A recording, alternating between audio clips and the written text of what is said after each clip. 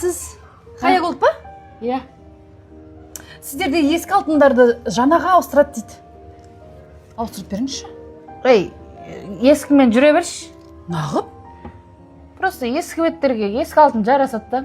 Ана құш новый, жоқ алтын. Көргенсіз. Мынаның граммы қаншадан? Оң қолыңызға алатсыз ба? Жоқ, қалай емес па? Мойныңызға тақпай қойыңыз, оны мойныңыз жуан ғой сіздің. Сен точно сатушысың ба? Сен сөзіңнен кейін алтын алуға желание кетіп қалады екен. Өлі амақ қойсаң онда өз-өзің қинап неғып тұрсың шығып кетсе. Не культурная. Орысша түсінбеймін мен қазақша сөйле. Кім? Байкөт жариялап жібермейді. Но алтын ба?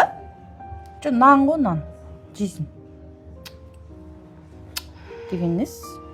Алтынды көріп тұрып алтын ба деп сұраймын ба? Ұзаққа жоқ болып кеттің ба, Ғыркей? Жоқ, тез келдің ғой, тез келдің. Саттың ба енді бір нәрсе?